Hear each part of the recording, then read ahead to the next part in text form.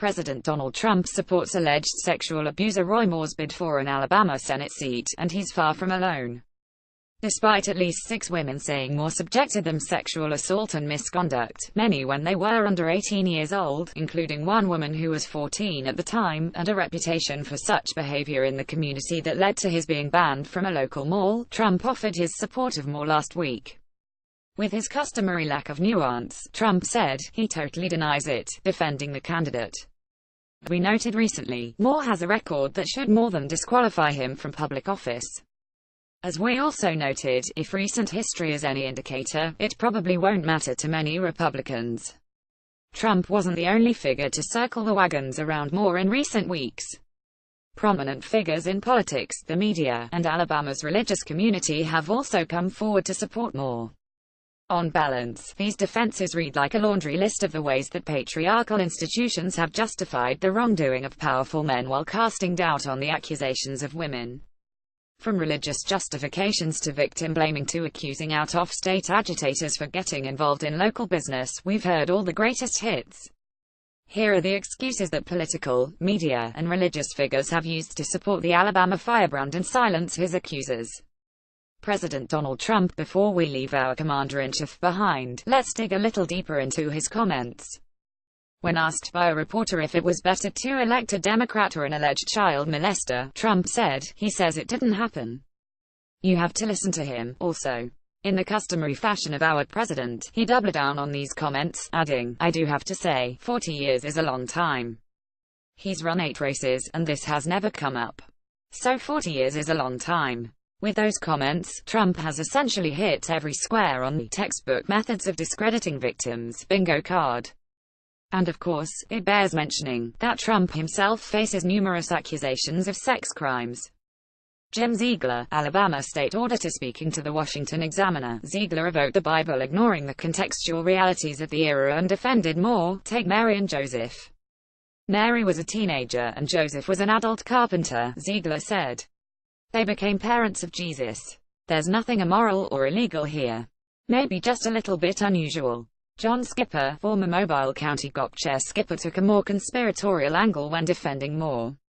He called the allegations against Moore total contrived media garbage. He went on to add, most voters will not be shocked and will rather be expecting these shenanigans being pulled by Democrats as standard operating procedure.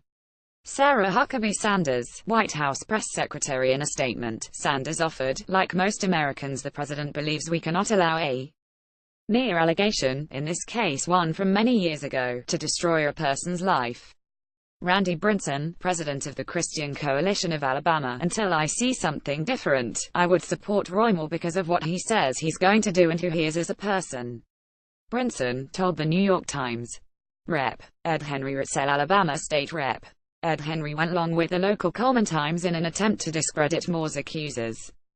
He told the paper, the idea that accusations like this would stop his campaign is ludicrous.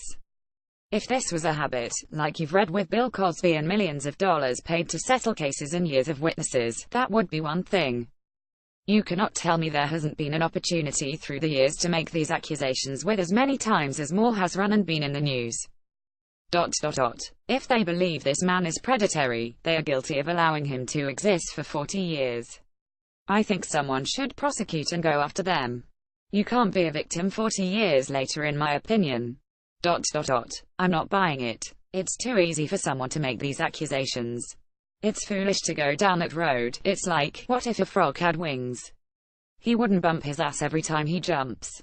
For those keeping score at home, that defense included a racist dog whistle, victim blaming, culture war, questioning the time it took to come forward, blaming law enforcement, and a folksy analogy. David Hall, Marion County GOP chair, Toronto Star Washington correspondent Daniel Dale kept a running list of quotes he received from Republican officials in Alabama on his Twitter account at Dale8, including this quote from Hall, "It was 40 years ago. I really don't see the relevance of it. He was 32. She was supposedly 14. She's not saying that anything happened other than they kissed." William Blocker, Covington County GOP chair. Blocker smeared one of Moore's accusers when speaking to Dale. He said the stories about Moore were fake and claimed that one of the women who came forward comes from the typical background, a profile of somebody they would be using for that.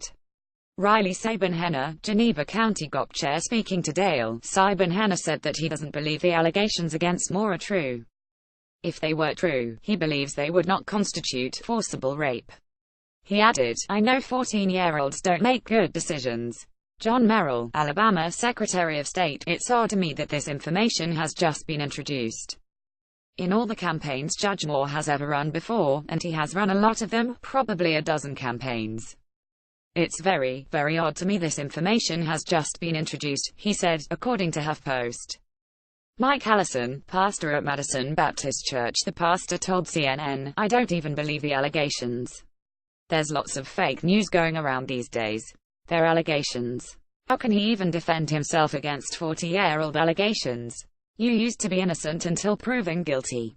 I support him now more than ever."